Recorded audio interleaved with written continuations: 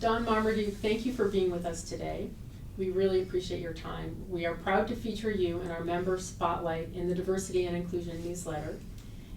I have several questions I want to ask you today, and we're interested in hearing about your illustrious career as one of our most prominent bar members here in Oregon.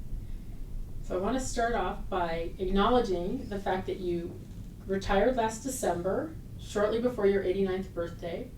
Congratulations, and I want to ask you to please tell us a little bit about your career and what it has been like to practice law in Oregon for over 60 years. First of all, let me say thank you for inviting me to participate in this program. I think it's a privilege, and I am very happy to do it and hope I can fulfill your expectations. As far as my career is concerned, I'll start with 1951, which is the year I graduated from law school. And it happens to be an interesting year because that's the first year that Harvard had women admitted as students at the law school after all their many years of history. And they've had them ever since, and they've proven their merit very well. I think almost makes you wonder if they hadn't excluded them as a defensive measure, but whatever. Anyway, I graduated in 51 and passed the Massachusetts bar with the thought that I was going to probably practice in Boston, which turned out not to be the case. I was invited to serve as a law clerk for the judge on the United States Court of Appeals for the First Circuit in Boston for a year, and I did that. Attended the arguments in Boston, or some in New York when he substituted for Judge Learned Hand, who was absent for a while. And then went with him to Puerto Rico, which is in their jurisdiction, and had a chance to get acquainted with the governor there, Munoz Marin, and went up into the rainforest. And it was a very broadening experience. And I enjoyed it very much and appreciated working for the judge I worked for. And then the decision was called upon to decide where am I going to go, and where do I want to practice. And I consulted with my wife, and she was from Maryland. I'd met her when she was as a Wellesley student, and so we'd dated during the time that I was at law school, with some denting of my grade average, I'm sure. But in any event, we decided that we'd go to Oregon, back to where I was born and raised, Portland. And that is what we did. We sent our furniture back to Portland and got our dog and now my oldest daughter, who was born in Boston. We got her in the car, and we all headed west and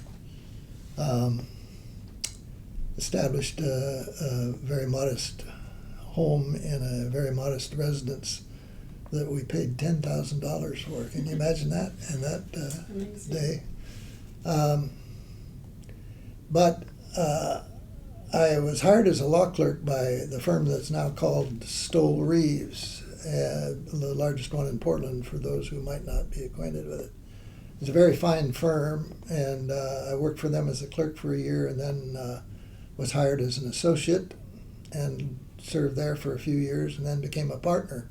And I was doing trial work exclusively by that time, and enjoyed it immensely because of the involvement of the people involved, judges, jurors, witnesses, clients, other lawyers. It was a fascinating mix of personalities, and oftentimes challenging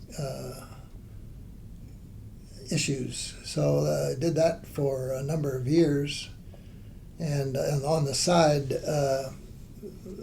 tried to satisfy my desire to do something more than purely commercial type work. I served as a volunteer lawyer on command by the federal judges. This was before legal aid was even accepted as a government-supported activity. The way indigent people were served was by have the court appoint a member of the bar at no cost or fee, and I did that for the federal court. I served as a cooperating attorney for the ACLU for years, and had quite a bit of experience with civil rights, particularly not so much racially, although there was one or two that were racially based, but a lot of them were civil rights in terms of free speech and that sort of thing. And I had that background when in 1965, Cliff Carlson, a lawyer at another large firm in Portland, and a good friend of mine, came to me and asked me if I would be interested in serving a period of time as a lawyer for the activists in Mississippi who were being, some killed, some injured, almost all of them arrested or beaten. And he had served a month there himself at the request of a Yale Law School classmate of his that thought he would be good. And he had such an inspiring experience. He said, "You just got to go." And I thought, well, now here's exactly what my grandpa told me as a reason for practicing law.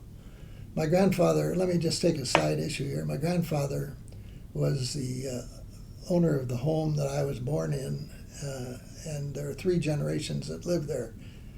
Grandpa and his wife, their daughter, my mother, and her husband, who is a native of Indiana but had come to Oregon because of his good judgment, I guess. And then my sister and I, who happened to, another aside, graduate from the University of Oregon Law School before I graduated, but she never practiced law. She's now deceased. Anyway, my grandpa used to take me when I was a grade school student. He'd take me downtown on the streetcar to the courthouse, and we'd walk from courtroom to courtroom and check on what was going on there.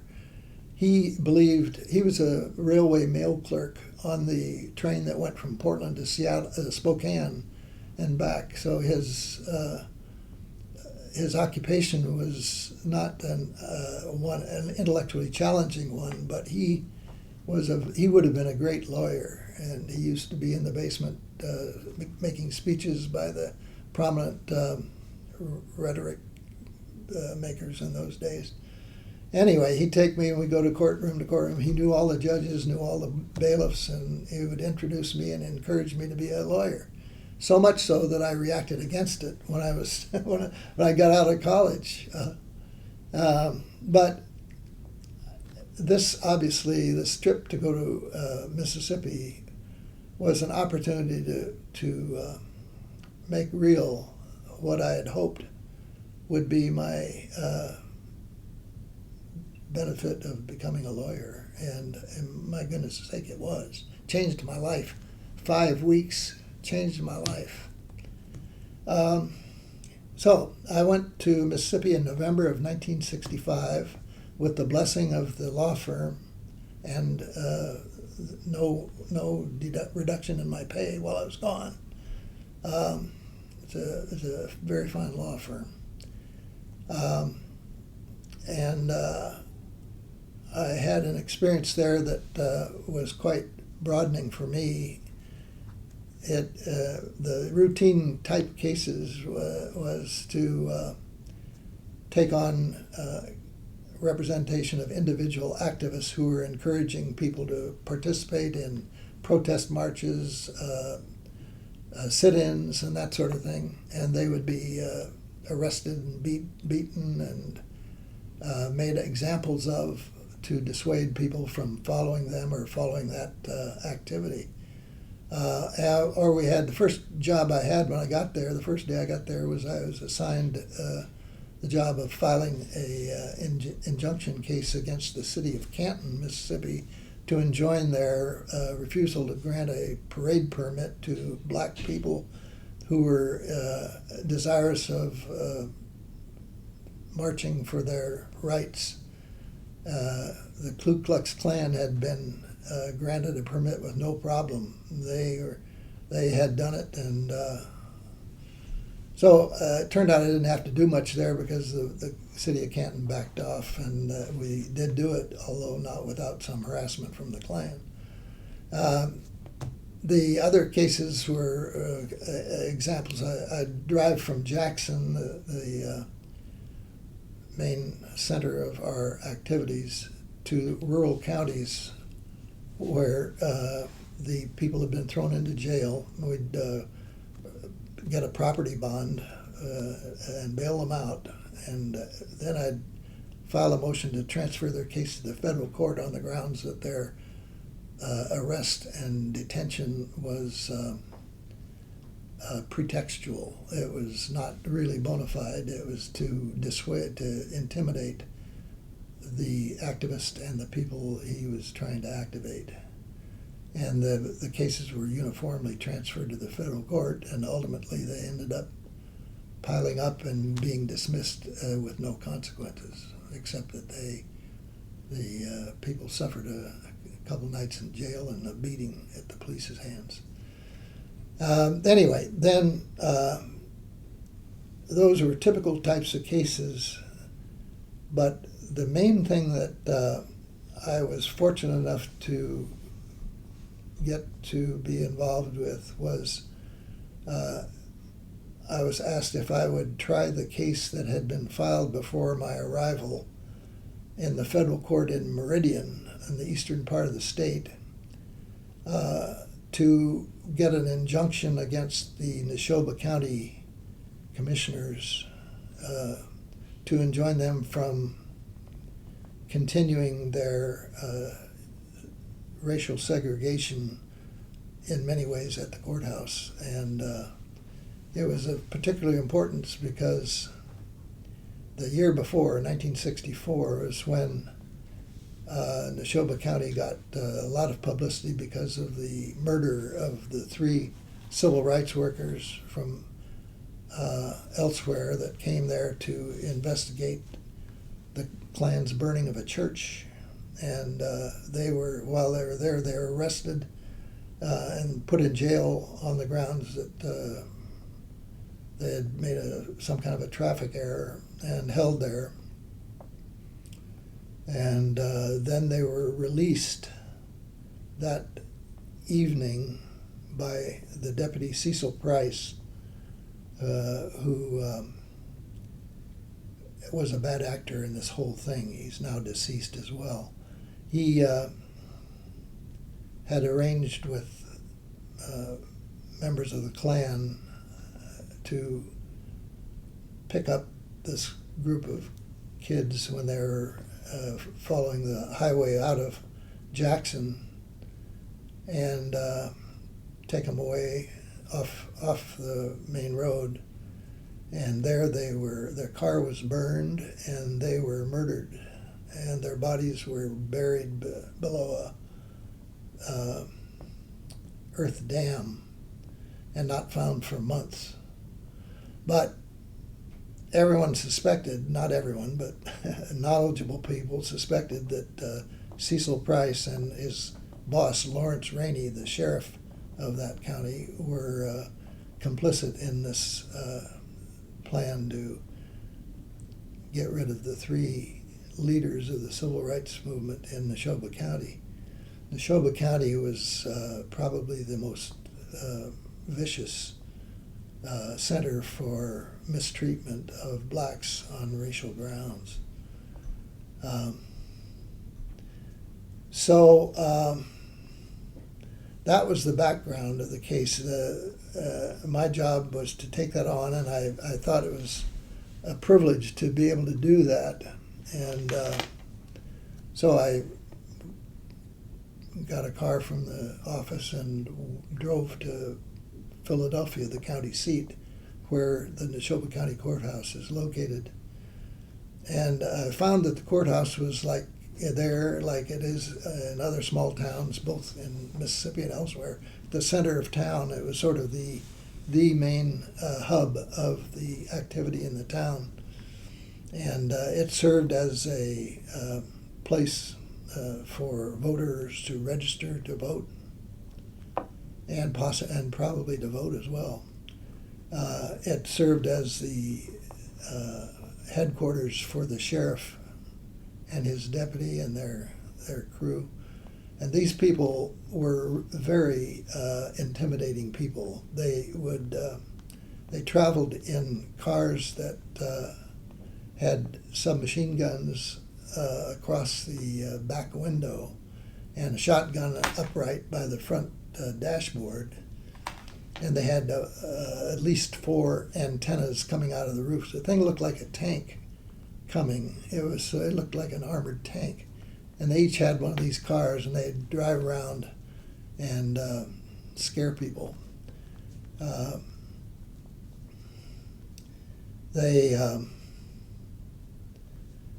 So I went to the courthouse to find out what it looked like, and I saw signs of segregation throughout the courthouse.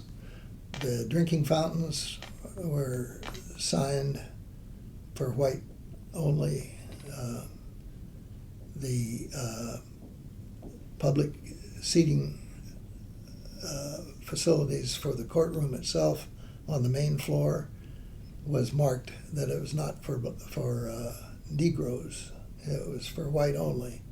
And the Negroes, as they called them, were rooted up a narrow stairway to a balcony, and that's the only place they could watch anything that was going on.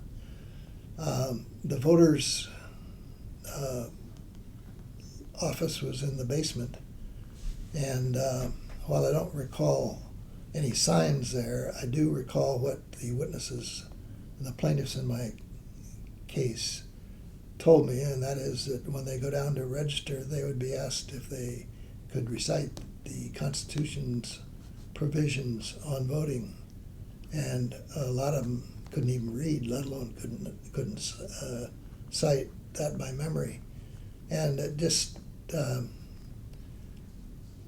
really scared them, because they knew what the consequences would be if they were obstreperous about it, and they had to admit that they couldn't read. But of course, the 1965 Voters Registration Act, or whatever it was called, specifically outlawed use of literacy tests to determine whether a voter could vote or not.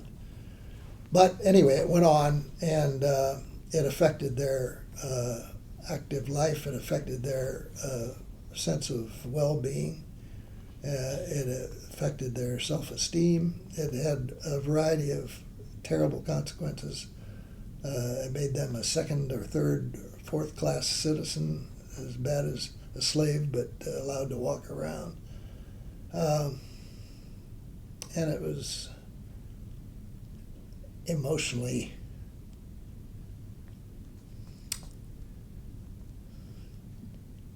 very damaging. So I called my witnesses to meet with me at the COFO House, Council of Federated Organizations. That was the Civil Rights Center in Philadelphia, and it had been manned by one of the 3 civil rights workers who'd been murdered, but it was now being manned by a young man from Princeton called Alan Schifferman, Jewish, red-haired, neat guy. And he was of great help to me. He knew everything about what was going on there, and who knew what, how to get there. And he offered me the opportunity to sleep on a sleeping bag in the place overnight, so I could complete the investigation with witnesses, and I enjoyed doing that and talking to him. We got up in the morning, and there was a pile of dog excrement right out in the front of the front door, in a very unusual place for a dog to do his duty. And I said, what in the world is that? He says, oh, that's just the police. That's telling us that they don't like us and that they wish we would go away.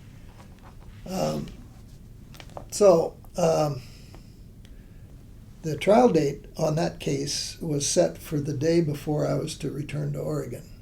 That was in the 5th week of my tenure there. And as I say, the trial was before a federal judge. It was an equity case, that is, seeking injunctive relief, so it was not a jury case. But the people that I represented and witnesses were told before the trial started that if they crossed the county line from Neshoba County to get into the county where the trial was to be held, they would be killed, every one of them. The night before the trial started, a woman who was a single mother of young black children, her home was machine gunned, strafed right across the horizontal line, but they are all in bed, so it didn't hit anybody, but it scared the dickens out of them. And I thought, nobody's going to show up for this case when I go there tomorrow. When I got there, every single one of my witnesses and plaintiffs showed up. Those are the people that won the civil rights movement.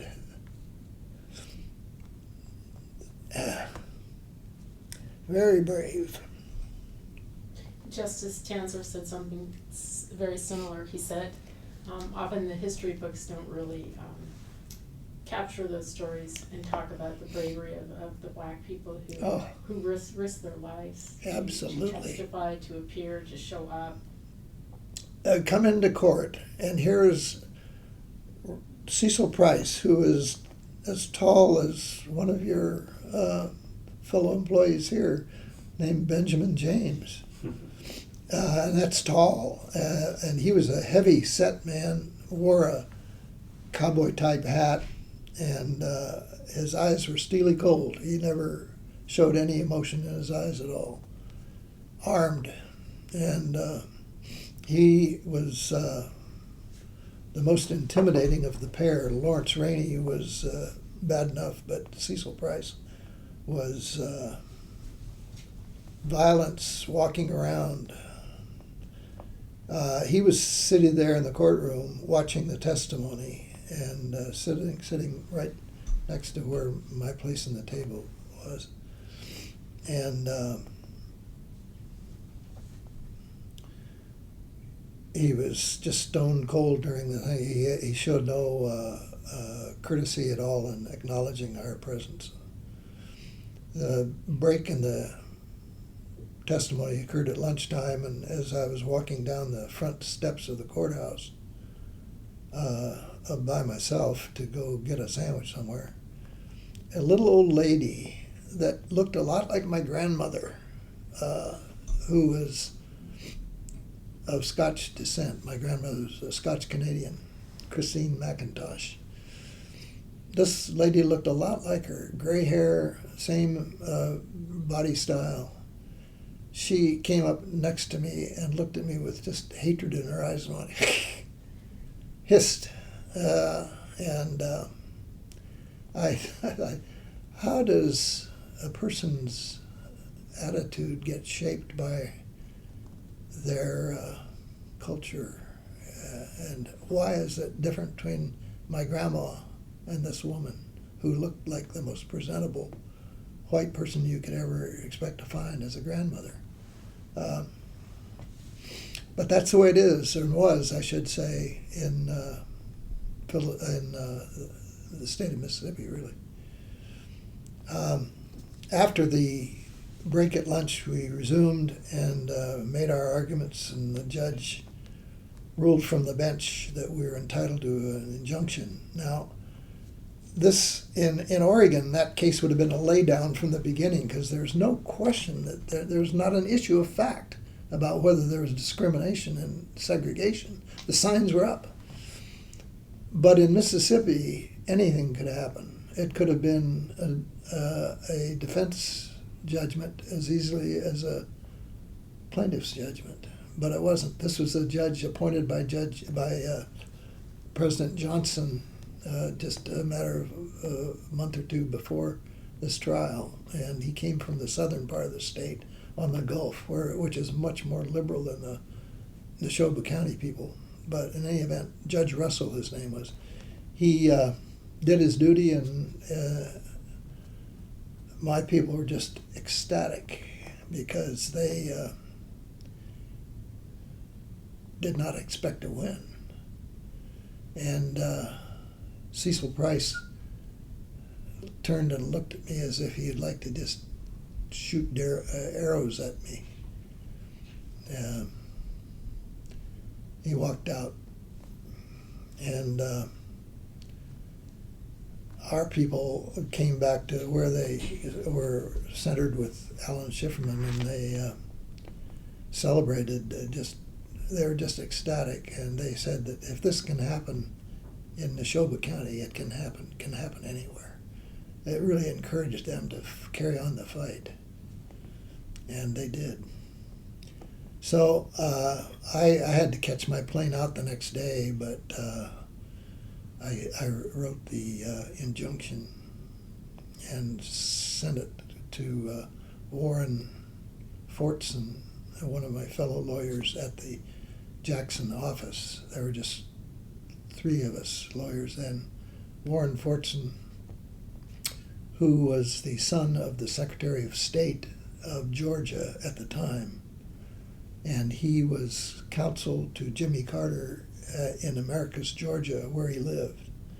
But he'd been ousted because he represented one of 2 mixed race, young couple, on a fornication charge. And I don't remember whether he represented the white or the black, but he was ousted after that. Nobody would ever come to him.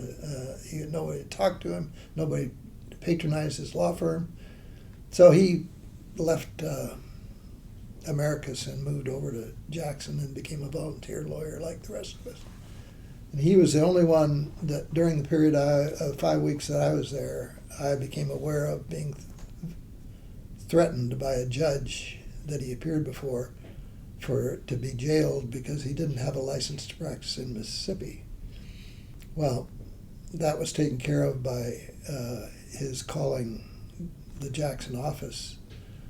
The man in charge there, Dick Tuttle, former Public Utility Commissioner in California, as I recall, he called the president of the American Bar Association. The president of the American Bar called the president of the Mississippi Bar, and the Mississippi Bar said, "Oh, this won't do.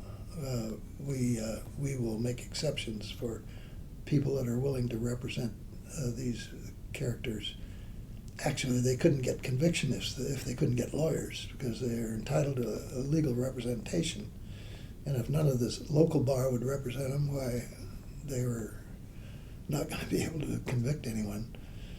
But the judge rescinded his order about jailing Warren, and Warren proceeded to get my injunction issued and served. And I didn't hear any more about that. I did hear that Warren left the committee to go to Atlanta and joined the biggest law firm in Atlanta, King and Spalding. And he became, as the time progressed, the principal attorney for the Atlanta School Board. And he was a very fine guy, except I could never get him to write me.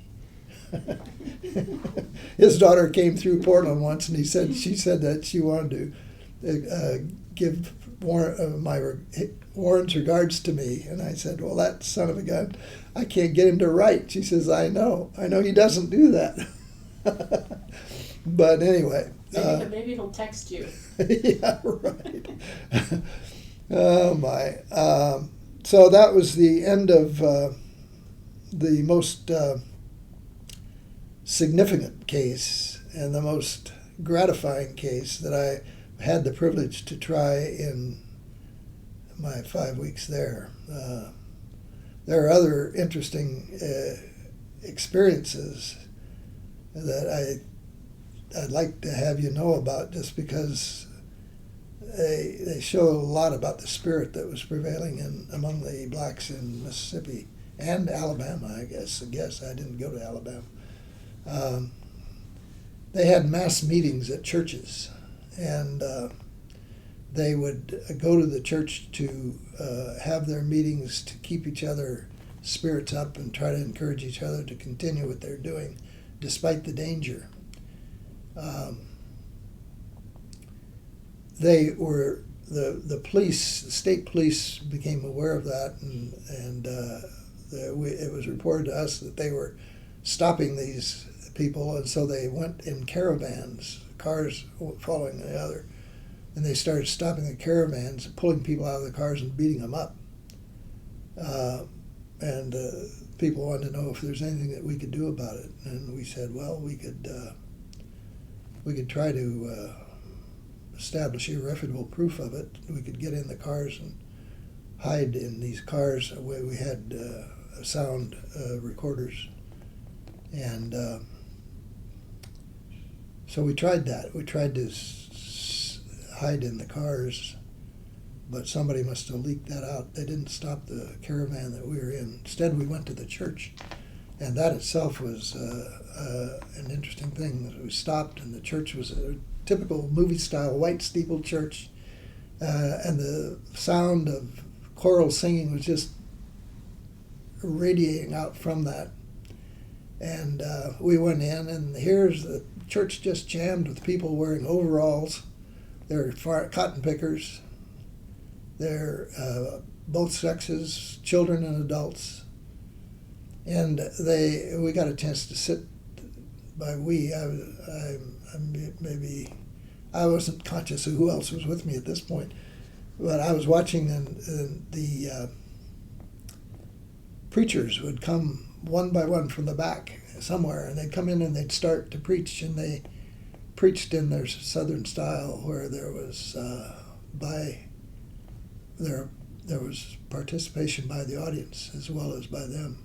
They'd say something, and somebody would yell, "Amen," or something like that. You know, it was quite a moving experience just to watch them relate to one another, the preacher and the preachees.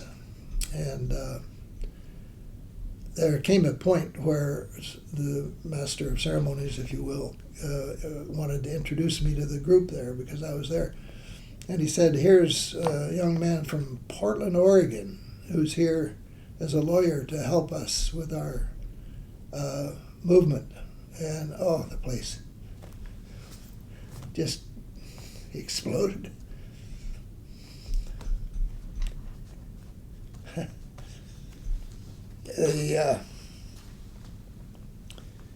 They began to come up and say, thank you for helping out. Thank you for doing this for us." And there's when this little boy came up where I was standing, and I felt somebody's hand take my hand. And I looked down, and here he was, about 7 or 8 years old, wearing coveralls and as cute as he could be. And I said, "What do you want?" And he said, "I want my freedom now." That just about set me over the edge. But I'll tell you, the emotions were running high, not just through the white lawyers, but through the black people as well. Absolutely. It was a wonderful experience and a manifestation of what human bravery can accomplish, despite the law, which was written against them. So that's sort of the answer. A little bit lengthy, I know, but it's from the heart and as I see it. And it accomplished the desegregation of that courthouse. And I think I've gone at great length to answer a very simple question. Well, I want to thank you for your service to our country with your advocacy as a lawyer in the civil rights movement. we are celebrating the 50th anniversary of the passage of the Voting Rights Act, and you were instrumental in helping the goals of that law being realized in Neshoba County and throughout the United States. And so I want to thank you for that. It was, you were brave. You were very brave. And what I've learned today is that if it wasn't for the lawyers coming from out of state, then a lot of that progress would not have have occurred. occurred. So, That's true. so thank you for that. Well, I appreciate that. I have some thoughts, but they're very simple and straightforward. And after all this time dealing with people in conflicts, trying to resolve conflicts at one time or another, I still think that the golden rule is the thought that I think prevails. Do unto others as you would have them do unto you. And I think it works. As for me.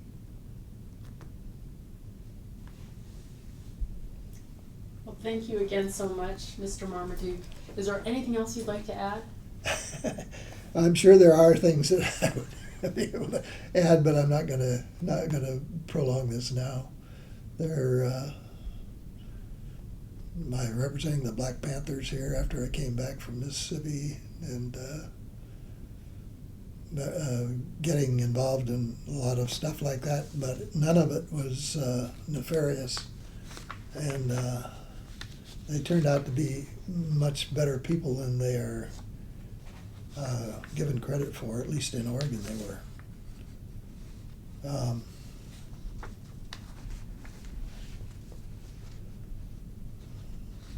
I don't think I have anything more to say that would pertain here or hold your interest.